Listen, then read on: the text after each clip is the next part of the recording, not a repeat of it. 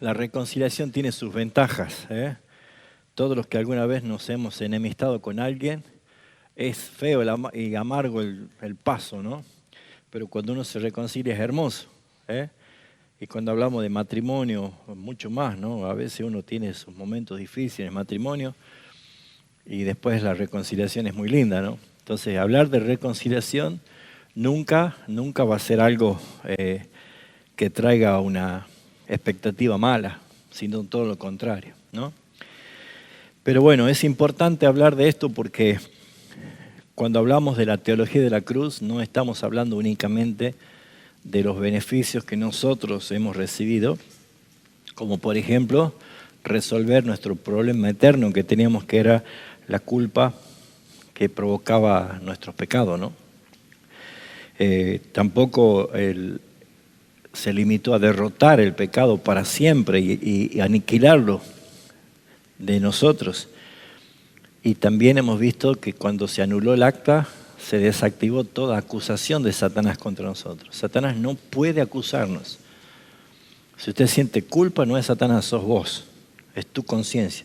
Es un problema no resuelto en la confesión. Pero Satanás no puede acusarte, porque fuimos justificados.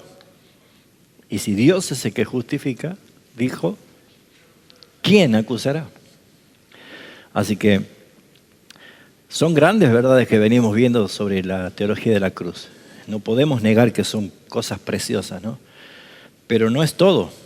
La obra de Cristo logró algo mucho más todavía, incluso más profundo y más glorioso, que es la reconciliación.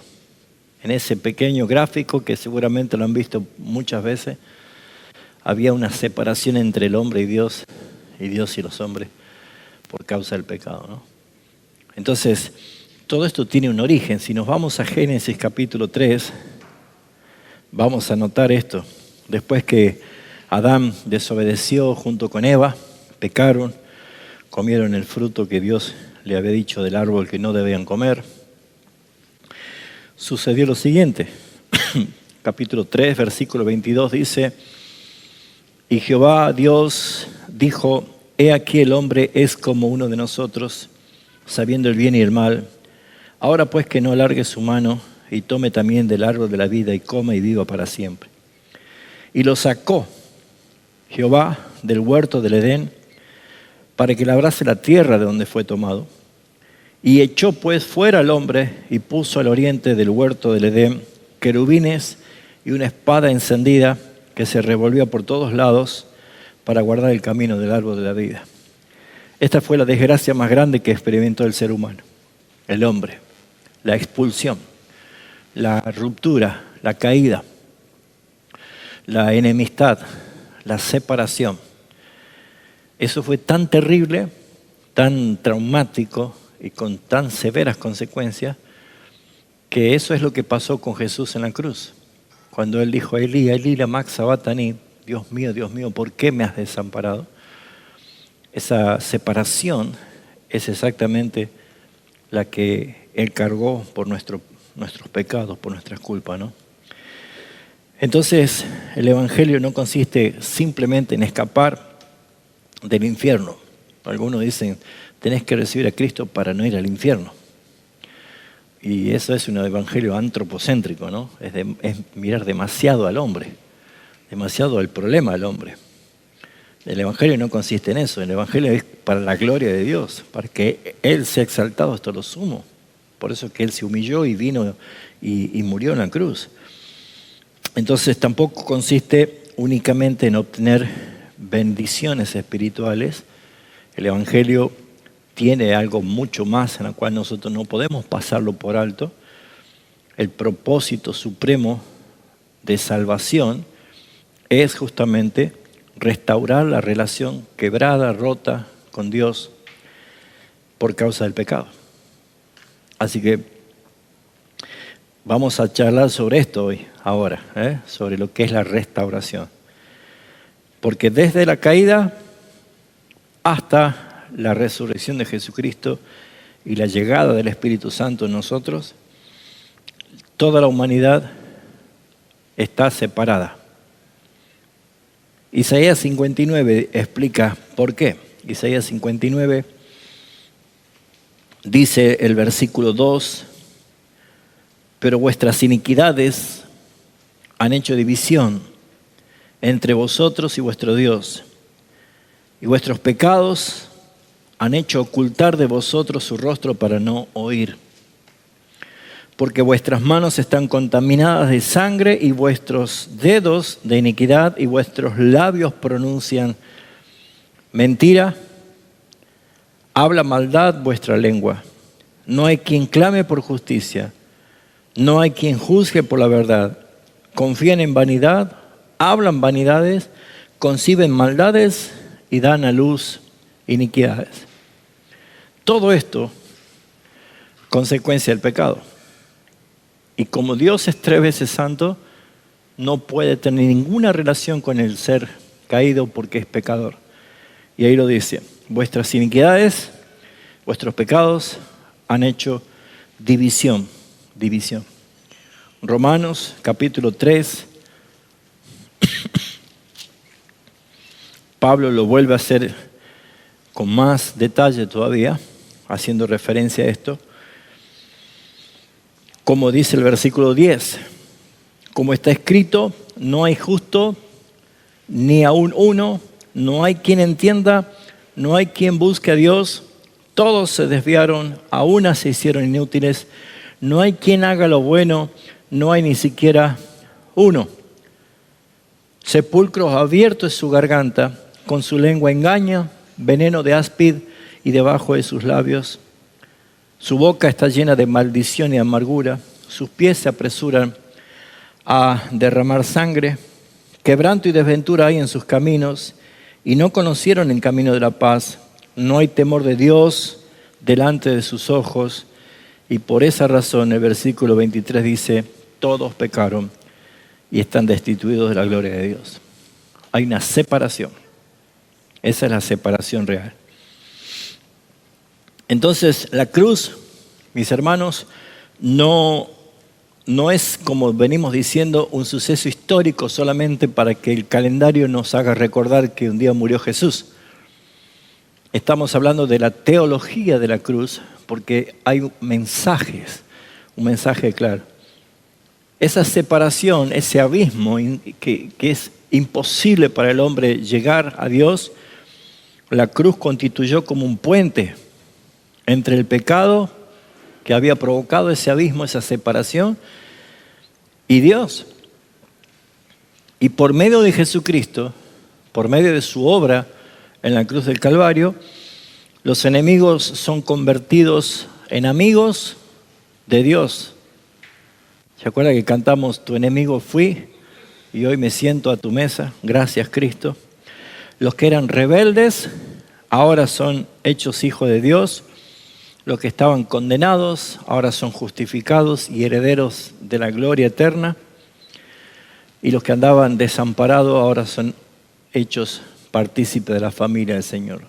Él hace habitar en familia a los desamparados. Esa realidad es preciosa. Eso es algo que nosotros no podemos negar ni podemos pasar por alto. Realmente es algo maravilloso. Pero es necesario que para que nosotros podamos comprender, vayamos a ver lo que es el motivo, la tragedia de la separación. La tragedia de la separación. Algunos textos están allí con verde, no sé si se alcanzan a ver, como para que vayamos teniéndolos en cuenta. Todo comenzó con la comunión perdida en el Edén. Un estado perfecto, una relación perfecta de Dios con Adán y con Eva, la creación inicial. Cuando Dios creó el hombre, lo hizo de esa forma perfecta, lo hizo a su imagen y que se vaya conformando a su semejanza. Y lo que vemos nosotros es que Adán y Eva disfrutaban de esa relación perfecta con su Creador. Tratemos de imaginar un momento lo que fue para Adán y para Eva vivir en esa relación, sin pecado, sin culpa, sin temor. Génesis 2:25 dice que ambos estaban desnudos y no se avergonzaban, no había vergüenza. No había distancia, había una relación perfecta con Dios. Entonces, Uno dijo alguna vez, o alguien escuchó decir, que uno valora lo que tiene o lo que no tiene cuando lo pierde, ¿no? Uno recién valora cuando lo pierde, ¿no? Y yo no sé si la humanidad, con la mente atrofiada, con el pecado dominando como Señor, esclavizando al hombre, llega realmente a entender lo que ha perdido. Porque todos hemos nacido en pecado, hemos nacido en condenación, hemos nacido en esclavitud. Pero cuando vamos a la luz de la palabra, tal vez allí nos damos cuenta de lo que realmente representa y significa, y es por eso que nosotros nos cuesta imaginarnos lo que será vivir un segundo sin pecado en nosotros. Una perfección. No entendemos nosotros eso. Nosotros morimos por causa del pecado, envejecemos por causa del pecado.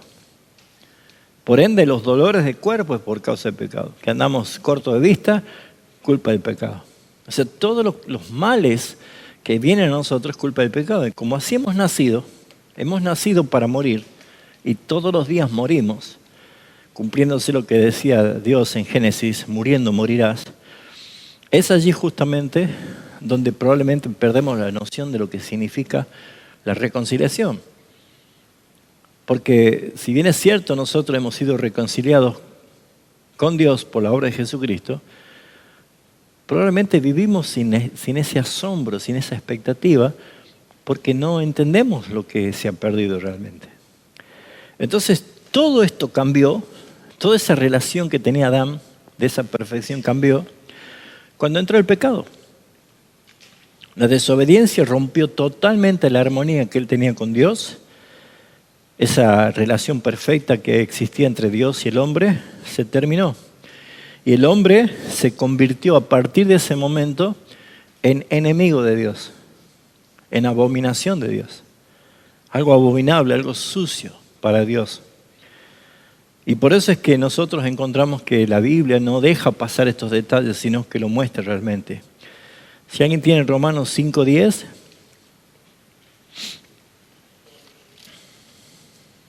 Sí. Porque si siendo enemigos fuimos reconciliados con Dios por la muerte de su Hijo, mucho más, estando reconciliados, seremos salvos por su vida. O sea, lo que nosotros vemos es que la Biblia dice que nosotros naturalmente, por naturaleza, éramos enemigos de Dios. Esa enemistad natural de nuestra naturaleza que provoca esa separación no es una enemistad pacífica, es una enemistad hostil, ¿sí? Nadie se lleva bien con un enemigo. Desde el plano, el hecho de evitar cruzarse solamente con un enemigo ya es una naturaleza nuestra. Y si el enemigo es hostil y provocador, pero entonces va a haber problemas. Y es todo lo que se ve en este mundo caído. Cuando la Biblia dice que nosotros éramos enemigos de Dios, de nuestra parte había odio hacia Dios. Y probablemente alguno diga, no, bueno, yo nunca odié a Dios, yo iba de chiquito a misa. Es que ese no era Dios. Ese era el Dios que fabricaste, el Dios que te imaginaste, el Dios que has construido con tu imaginación para que sea el Dios que se amolde a tu concupiscencia. Por eso es que muchos practican una religión y viven como si Dios no existiese. El Dios de la palabra es 3 veces santo y nunca va a tener por inocente el culpable. Y Dios castiga el pecado. Por eso es que el problema no es simplemente que el hombre ignore a Dios, sino el problema es que está en enemistad con Dios, es enemigo de Dios. Hemos leído acá en Romanos, no hay justo ni siquiera uno, no hay quien entienda, no hay quien busque a Dios, todos se desviaron, todos se hicieron inútiles, no hay quien haga lo bueno. El odio que naturalmente tenemos es hacia Dios. Por eso Jesús dijo que en esto consiste justamente la condenación, que la luz vino al mundo, pero los hombres odiaron la luz, amaron más las tinieblas, aborrecieron la luz. Es una prueba hostil. Nunca voy a olvidar que Paul Washer una vez decía, algunos creen que en el infierno estarán algunos diciendo, Señor, perdóname, qué malvado que fui, sálvame. Dice, la naturaleza no regenerada sigue siendo una naturaleza que odia a Dios. Y si Jesús se parase en la puerta del infierno y decía, ¿alguien quiere venir que yo lo salve? Lo insultarían desde el fuego. Porque es la regeneración lo que hace el cambio. No es una emoción o un sentimiento. Entonces lo que nosotros podemos ver es que el problema está en la caída del hombre porque el hombre está enemistado, está de aquel lado, está de aquel bando. Su mente está en rebelión. ¿Conoce una mente en rebelión? ¿Conoce a alguien que está siempre en contra? ¿Conoce a alguien que siempre hace todo lo contrario y que se esfuerza por hacer en contra las cosas? Bueno, eso es una mente rebelde. Y la mente en rebelión nunca, pero jamás va a querer buscar a Dios. Por eso dice, no busca a Dios. Nadie, no hay ninguno justo. Es un serio problema. Y si su mente está en rebelión, su voluntad está totalmente corrompida. No hay quien haga lo bueno. Si Génesis 6 lo dice, de continuo solamente el pensamiento de los hombres era solamente el mal. Por eso Dios dice, le dolió en su corazón y se arrepintió de haber hecho al hombre. Así que si su mente está en rebelión y su voluntad está corrompida, su corazón va a rechazar abiertamente a Dios como autoridad suprema. No quiere saber nada. Por eso es que en Romanos capítulo 1 muestra qué es lo que sucede, qué es lo que hace Dios ante esta situación. Versículo 18. Porque la ira de Dios se revela desde el cielo contra toda impiedad e injusticia de los hombres que detienen con injusticia la verdad. Porque lo que de Dios se conoce les es manifiesto, pues Dios se lo manifestó. El problema es que el hombre detiene con injusticia la verdad. Por eso es que la ira de Dios se enciende contra el hombre. El hombre es culpable. Para que tengan una ilustración, en algún momento han estado en una pileta de natación y a veces juegan a la pelota dentro de la pileta. ¿Qué pasa si yo intento poner la pelota en el fondo de la pileta y la sostengo allí? ¿Se queda allí? Esa fuerza con que expulsa la pelota, así es el corazón rebelde del hombre que intenta con todas sus fuerzas detener con injusticia la verdad de Dios. Y la verdad de Dios prevalece. Por eso es que se manifiesta justamente la ira de Dios, porque la enemistad no existe solamente desde la perspectiva humana. La Biblia enseña que la ira de Dios es un atributo santo de Dios, que es el resultado de la justicia santa de Dios, que permanece sobre el pecador. Si vamos a Juan capítulo 3, vamos a encontrar que después de la charla de Jesús con Nicodemo,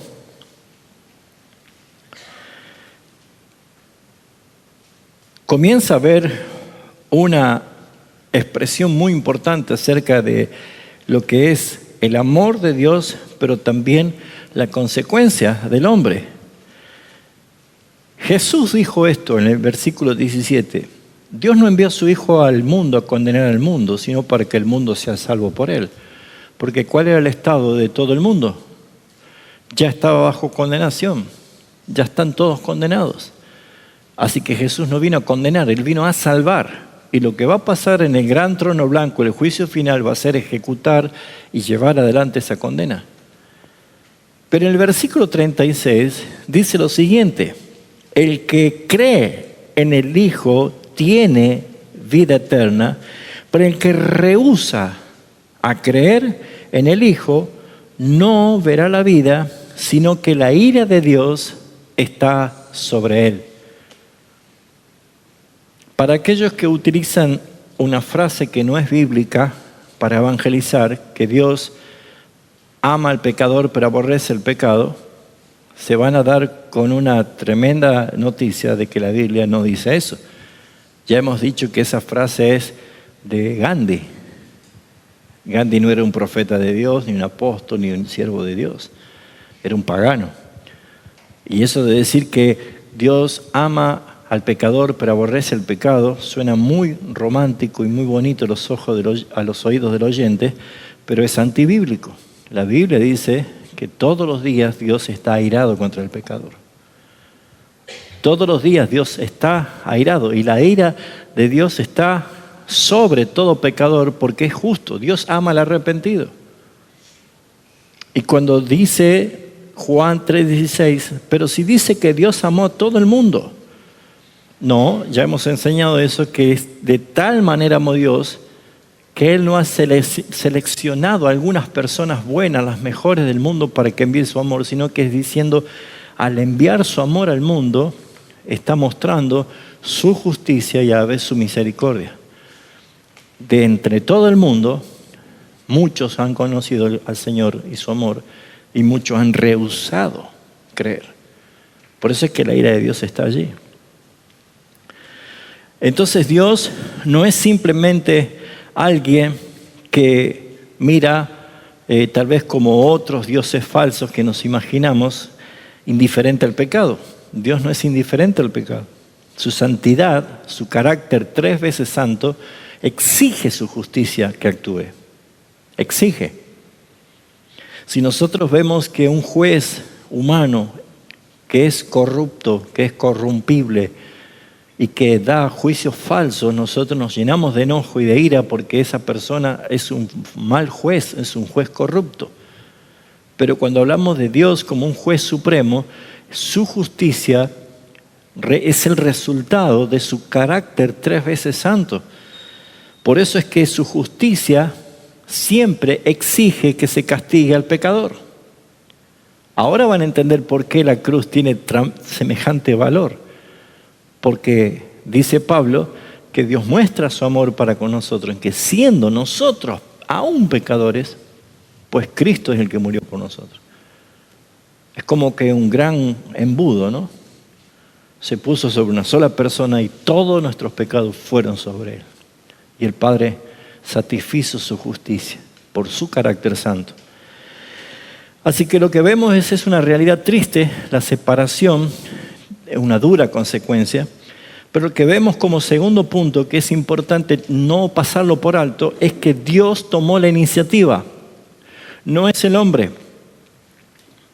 Cuando hay dos personas que están enemistadas y de pronto hay una reconciliación, siempre hay uno de los dos que tomó la iniciativa.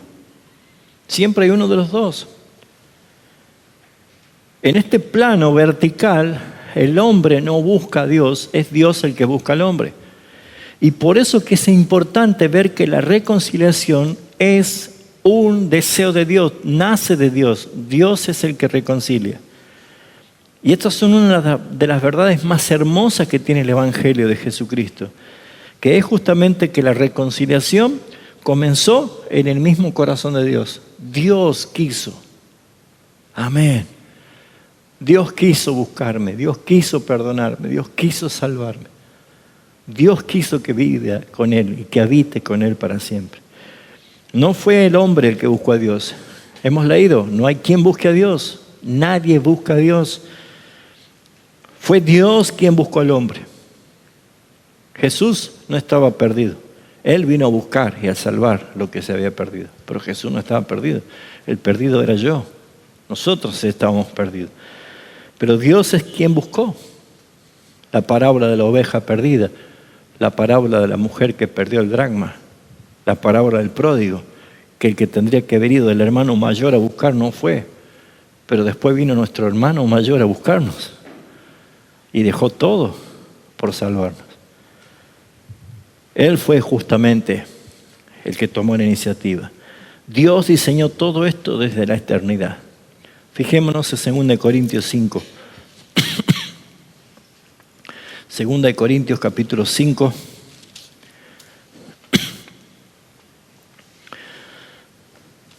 Vamos a leer el versículo 17 y 18. Alguien que lo tenga, por favor. 2 Corintios Sí. 5, 17 y 18. De modo que si alguno está en Cristo, nueva criatura es. Las cosas viejas pasaron, he aquí todas son hechas nuevas.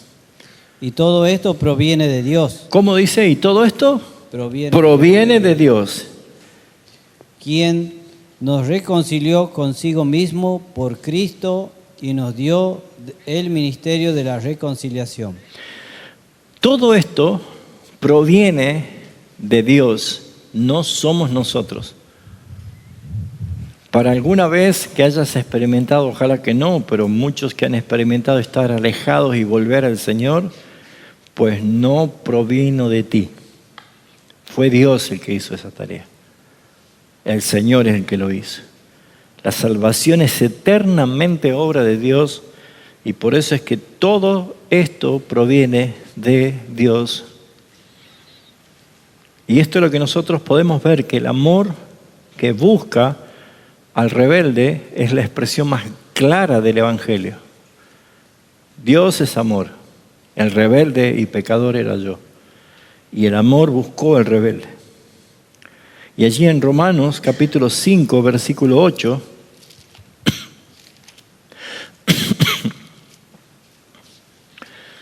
es un texto que lo hemos citado varias veces y lo es muy conocido. Dice, mas Dios muestra su amor para con nosotros, que siendo aún pecadores, ¿qué dice?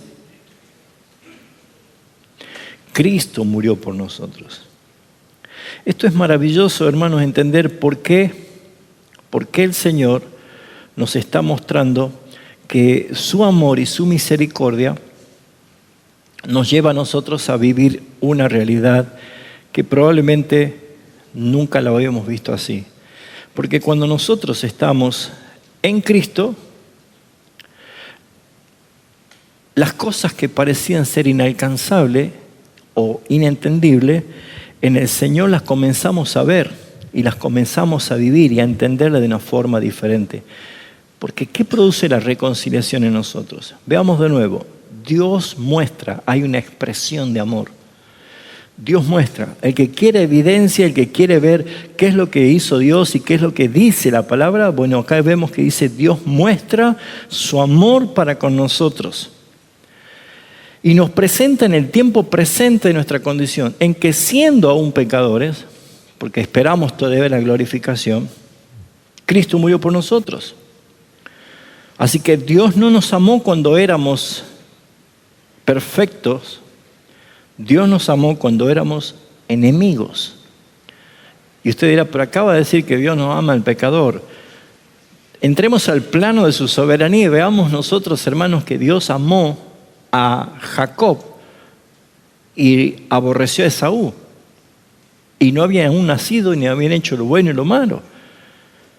Era la aplicación de su misericordia en soberanía lo que expresa el texto. Por eso es que la reconciliación es una manifestación gloriosa de la gracia soberana de Dios. En el punto 3 es importante ver que ya presentamos el problema. ¿Cuál era el problema? El pecado del hombre. Lo que provocó, lo que trajo como consecuencia. Pero Dios es el que toma la iniciativa. Dios es el que dice y determina cómo reconciliar, y lo hemos visto por medio de nuestro Señor Jesucristo. Entonces Cristo es el mediador perfecto, Cristo es el instrumento de reconciliación. Y eso es importante porque la necesidad de un mediador sale como un deseo de aquel que entiende la condición de su pecado. Por eso que cuando hablamos del Evangelio no es predicar para decirle lo que le falta para ser feliz. Primero hay que mostrarle su condición. Nadie va a querer el remedio si primero no sabe cuál es la gravedad de su enfermedad.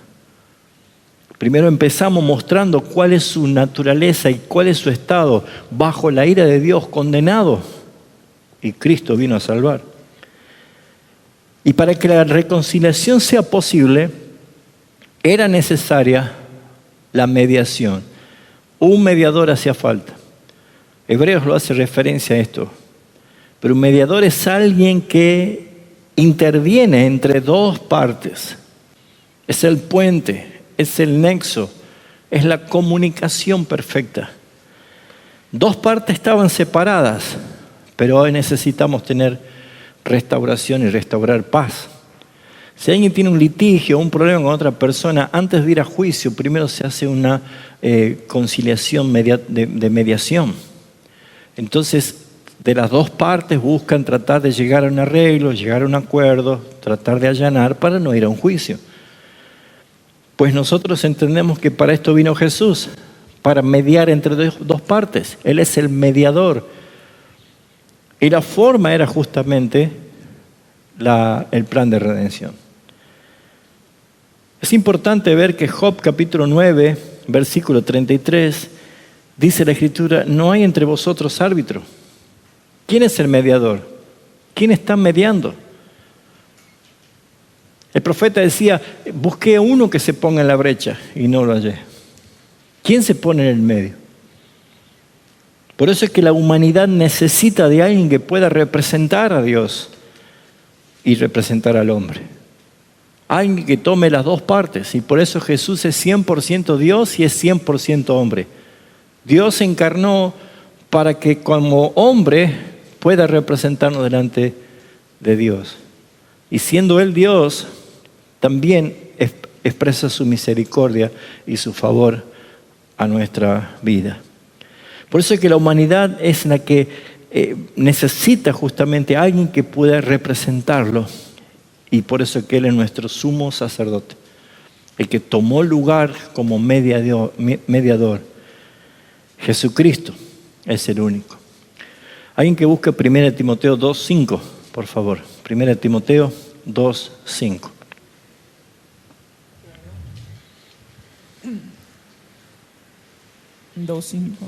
Primera Timoteo 2:5.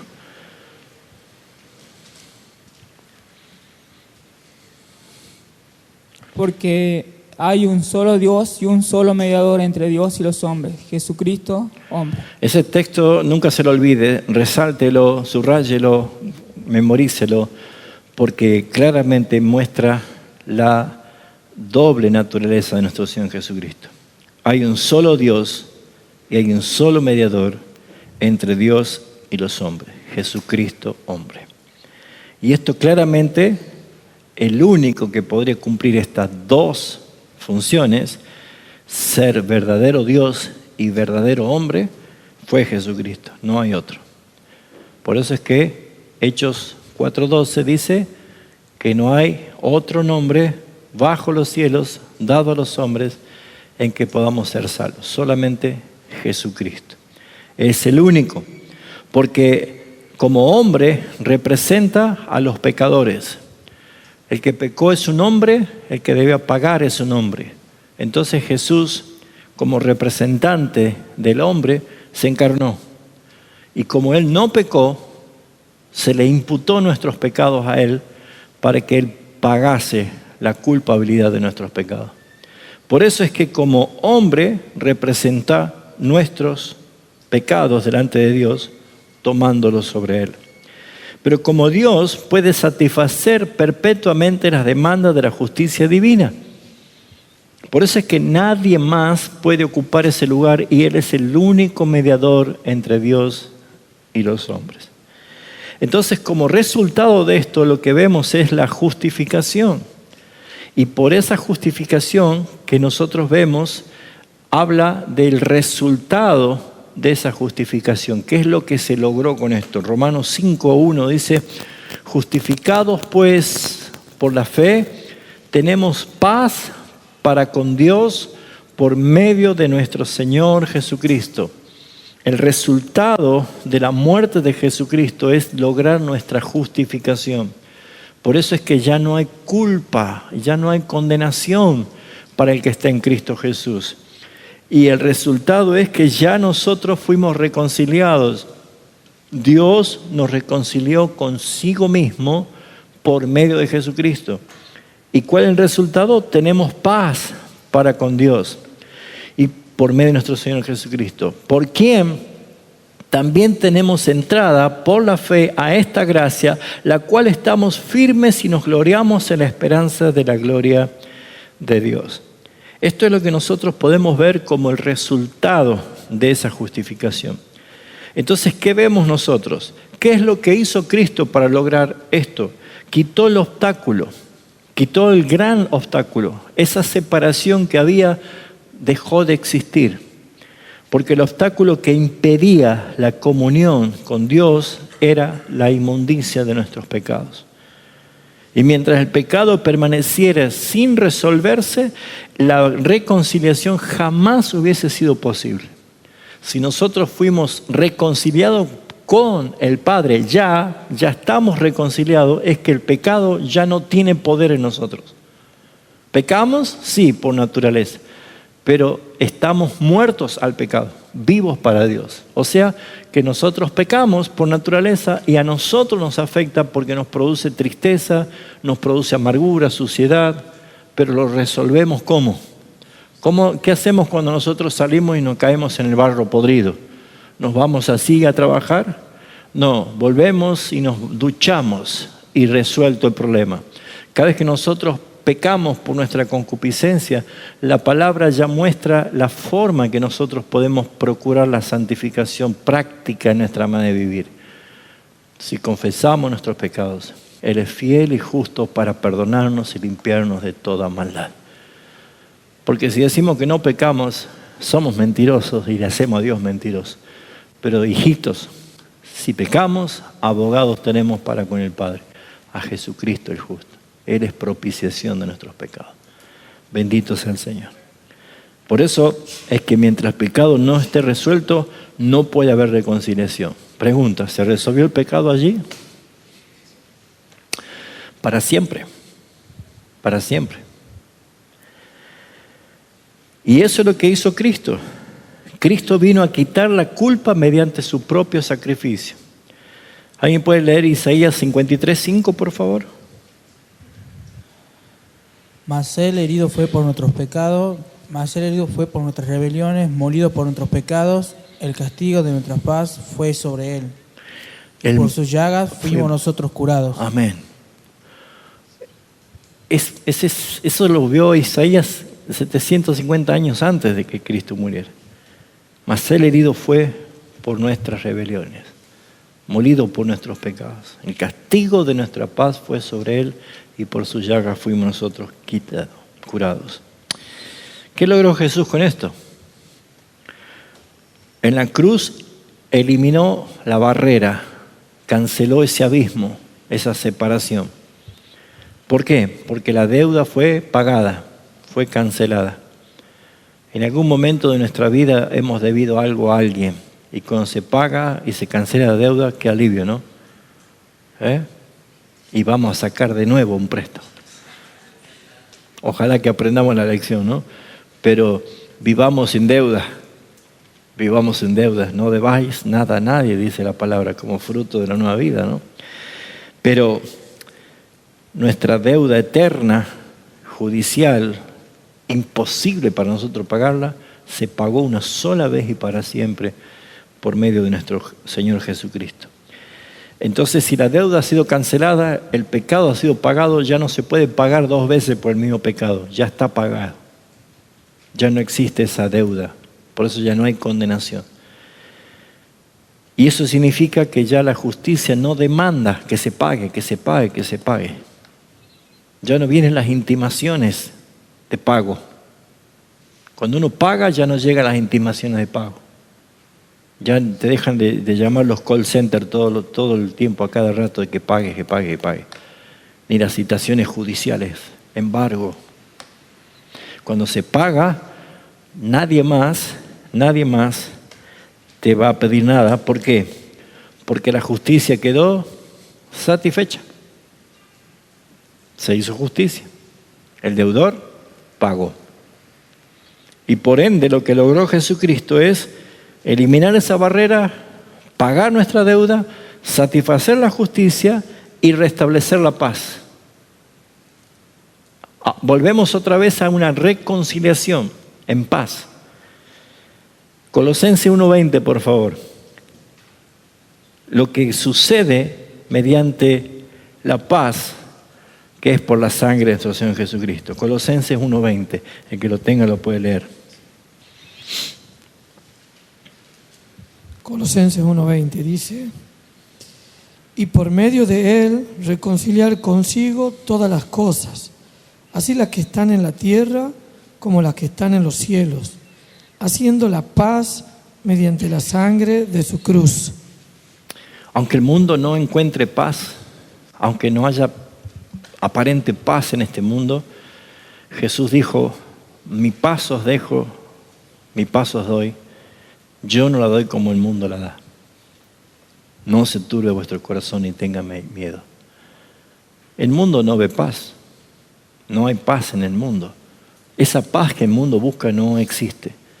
Pero la paz que proviene de la obra de Jesucristo, de su sangre derramada en la cruz, es la paz que se logra por medio de la reconciliación. Cuando dice todas las cosas están en los cielos y en la tierra, habla de Dios con el hombre. La reconciliación, haciendo la paz mediante la sangre de Jesucristo. La paz con Dios no es un sentimiento subjetivo, es una realidad objetiva, legal, es real. Cristo logró una reconciliación mediante su sacrificio para siempre con el Padre.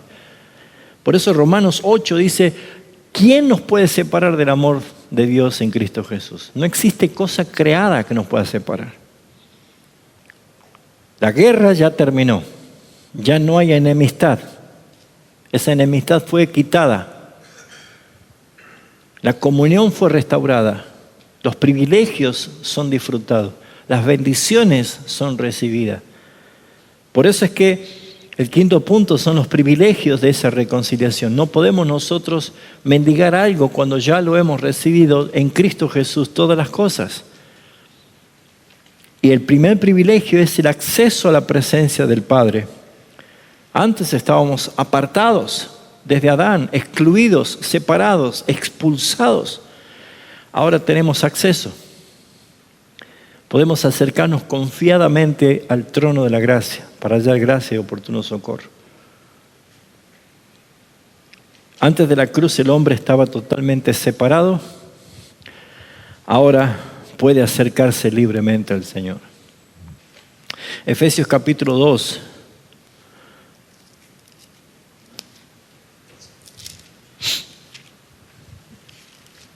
Dice el versículo 18. Vamos a leer el 17. No, vamos a leer el 15, perdón. Aboliendo en su carne las enemistades, la ley de los mandamientos expresados en ordenanzas, para crear en sí mismo de los dos pueblos un solo y nuevo hombre, haciendo la paz. Y mediante la cruz reconciliar con Dios a ambos en un solo cuerpo, matando en ella las enemistades. Y vino y anunció las buenas nuevas de paz a vosotros que estabais lejos y a los que estabais cerca. Porque por medio de él, los unos y los otros tenemos entrada por un mismo espíritu al Padre. Bendito sea el Señor. Ya no está esa espada que se movía por todos lados para cuidar el camino del árbol de la vida. Ahora hay un camino abierto, que es la sangre de Jesucristo, que nos invita a llegar. El árbol de la vida es Cristo. El que come de él vivirá para siempre. Y por eso es que ahora podemos entrar, ya no hay separación, ya no nos acercamos como criminales condenados esperando la ira de Dios, sino que ahora nos acercamos como hijos amados. Somos aceptos en el amado. La bendición que tenemos en nuestro Dios. Por eso es que necesitamos nosotros siempre pedirle a Dios que abra nuestros ojos. Efesios capítulo 1, versículo 15.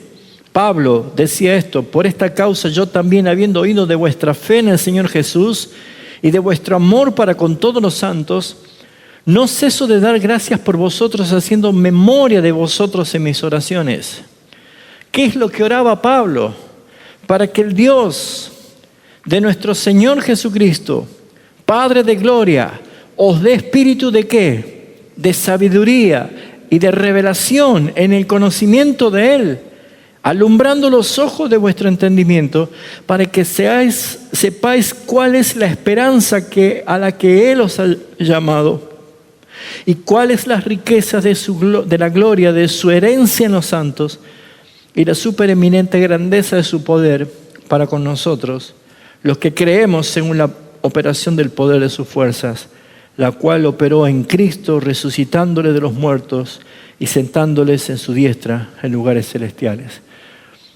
Pablo dice, si oran, diciéndole, Señor, alumbra mi entendimiento para que me dé cuenta de esta realidad, lo que ya tenemos, las riquezas en gloria, pues ya estamos reconciliados con el Señor. Esa comunión fue restaurada.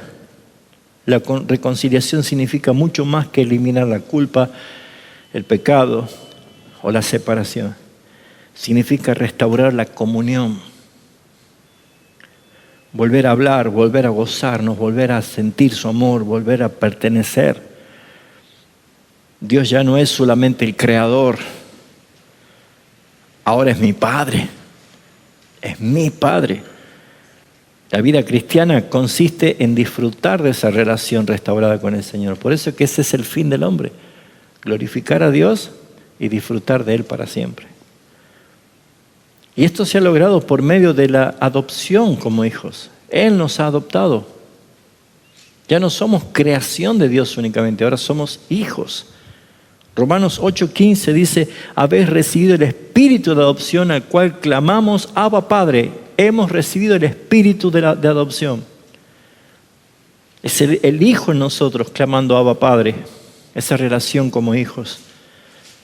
Y esa reconciliación culmina en esa adopción. Y si somos hijos, también somos herederos juntamente con Cristo. Así que la reconciliación, no solo somos perdonados, sino que también somos declarados justos. Somos recibidos en la familia de Dios y nos convertimos en herederos juntamente con Jesucristo de todas sus promesas, y en Él son amén. Todo. ¿Vamos bien? ¿Qué hora es? Vamos bien. Ahí está Daniel allá. Sexto punto, el ministerio de la reconciliación. Qué lindo sentirnos reconciliados, ¿no? Pero yo no me hablo con ese hermano. Yo no quiero saber nada con esa persona, ¿no? A todos nos gusta recitar el Padre Nuestro, pero nos olvidamos de la postdata, ¿no? Que si no perdonas a los hombres sus pecados, tampoco el Padre. ¿Qué hacemos nosotros con esta reconciliación que hemos recibido por gracia? La Biblia dice que somos embajadores, pertenecemos a un reino, representamos a un reino. Jesús dijo en Juan 5:39, mi Padre trabaja, yo trabajo. Pues así debemos pensar nosotros. Debemos representar y hacer tal cual lo que Cristo hizo. 2 Corintios 5:20. Después que hemos leído nosotros que Dios estaba reconciliándonos consigo mismo por la obra de Jesucristo, ahora Él dice cuál es nuestra tarea. Así que somos embajadores en el nombre de Cristo, como si Dios rogase por medio de nosotros, os rogamos en nombre de Cristo, reconciliados con Dios. ¿Cuál es nuestra tarea ahora? ¿Para qué existe la comunidad de perdonados y redimidos que se llama la Iglesia de Cristo? Existe para anunciar el mensaje, este mensaje al mundo. Lo que sucedió en la cruz.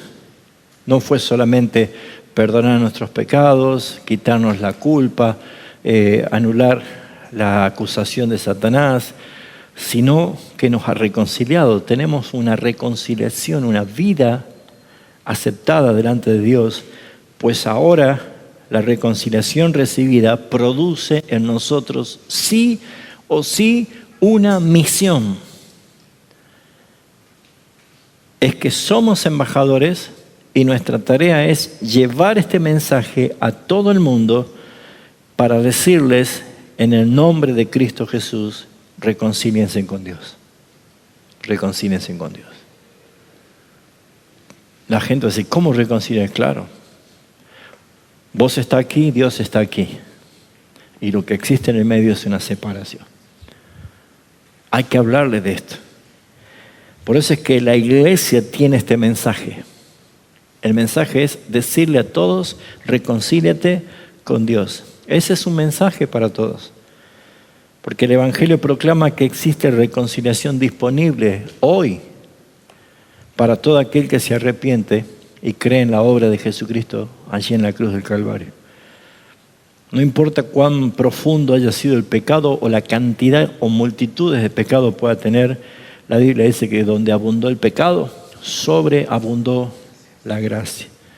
No hay pecado que el Señor no pueda perdonar. No importa cuán lejos haya llegado la rebelión. Acuérdense del pródigo. Se fue a una tierra muy lejos y malgastó todo y vivió perdidamente. Pero el Padre lo recibió. Así que la gracia de Dios es suficiente para reconciliar al peor de todos los pecadores. Si no, pregunten a Pablo.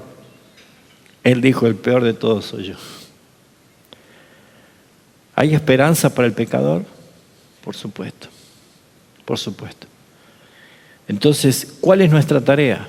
Llevar este mensaje. Porque si en nosotros hay paz con Dios por medio de nuestro Señor Jesucristo, si esa reconciliación trajo una paz que el mundo no la puede dar, es nuestra tarea. Porque la reconciliación perfecta nos conduce a la gloria eterna de nuestro Señor. Esa comunión será completada cuando venga Cristo y seamos transformados para siempre en gloria. Porque actualmente hoy disfrutamos de esa reconciliación, pero todavía vivimos en un mundo afectado por el pecado que conspira contra nuestra santidad y nosotros mismos luchamos todos los días contra el apetito de la carne. Nuestra experiencia es una comunión real con el Señor, es legítima. Dios nos ve a nosotros bañados con la sangre de su Hijo y por eso es que su ira no se enciende, porque su sangre ha sido propicia a nosotros pecadores. Por lo tanto, un día cuando Cristo venga, veremos a Cristo cara a cara porque seremos transformados. Su gloria no nos permitiría verlo a nosotros si no somos transformados en gloria. Moriríamos en el momento. Pero cuando seamos transformados a la gloria de Cristo, le veremos cara a cara. Y Él dijo, Padre, a donde yo estoy, quiero que ellos estén para que vean mi gloria. Entonces la reconciliación alcanzará su plenitud. Ser perfectos en gloria como es nuestro Señor Jesucristo. Por eso Apocalipsis capítulo 21, concluimos la clase de hoy, Apocalipsis 21, cuando en todo su contexto está hablando de un cielo nuevo y una tierra nueva y todas las bellezas que se habla proféticamente acerca de esto, dice justamente el versículo 3, oí una gran voz del cielo que decía, he aquí el tabernáculo de Dios con los hombres, y Él morará con ellos, y ellos serán su pueblo, y Dios mismo estará con ellos como su Dios. ¡Wow! De aquella separación a algo mucho mejor todavía. Estar con el mismo Dios. Note la palabra mismo. Dios mismo. No un representante, no una figura, no una expresión. Dios mismo estará con ellos como su Dios. Esa es la meta final de la redención. Ahí culmina nuestra carrera. Ahí termina todo y comienza la gloria, la eternidad. La meta final de la redención no es simplemente escapar del juicio o saber que no vamos al infierno. Es habitar eternamente en la presencia del Señor, con Él y por Él para siempre. Todo plan de salvación apunta hacia ese glorioso destino. Por eso es que nosotros debemos prestar atención a lo que esta clase nos lleva a nosotros a aplicar. Primero, viva agradecido por la paz obtenida mediante Jesucristo. Sea agradecido. Ya el Padre no tiene ninguna demanda hacia nosotros. Es más, Él mismo nos justifica. Dios es el que justifica. Viva agradecido. Disfrute diariamente de esa comunión, porque es una común unión. Yo puedo perder la comunión con Cristo por mis pecados, por mi dejadez, pero nunca voy a perder mi unión con Cristo. Así que vivamos en comunión, disfrutemos de la comunión. Acérquese con confianza al trono de la gracia. ¿Cuántas veces usted va al Señor, al trono de la gracia? ¿Cuántas veces fue a ver al presidente de la nación?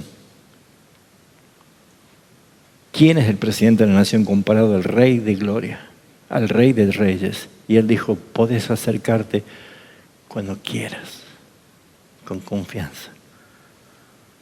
Ya no hay separación. Y no lo hacemos. Recuerde que ya no es enemigo, sino hijo de Dios. Por lo tanto, Dios es mi Padre. Y proclame el mensaje por medio de esa reconciliación a cuantos hoy no conocen esta buena noticia. Así que la iglesia debe predicar la reconciliación que está centrada en la cruz, por eso que esta materia se llama teología de la cruz. Llame a los pecadores al arrepentimiento y a la fe, exalte la adopción como parte de la salvación y enseñe el privilegio que tiene la comunión con Dios. La reconciliación con Dios no es uno de los frutos más, es uno de los frutos más gloriosos de la obra de Jesucristo. Por eso es que nosotros debemos vivir en esa gracia. Por naturaleza, nosotros éramos enemigos y estábamos separados y vivíamos bajo condenación. Pero por gracia y por iniciativa de Dios, por pura misericordia, en ese plan de redención, Dios Padre envió a su Hijo a restaurar esa paz. Él es la ofrenda de paz, el Cordero de Dios. Y por medio de la cruz, cancelar toda enemistad, removerla para siempre y poder nosotros vivir la justicia satisfecha de Dios Padre y la comunión perfecta restablecida por Jesucristo. Así que ahora aquellos que creen en Cristo ahora pueden acercarse confiadamente y el Padre los va a recibir como hijos amados y herederos de la gracia. La historia de la redención comienza justamente con la comunión que se había perdido en Edén, pero que termina en la consumación perfecta en la nueva Jerusalén, en la gran ciudad de Dios. Y todo lo que parecía imposible en Cristo fue hecho realmente posible. Amén. Bueno, pregunta.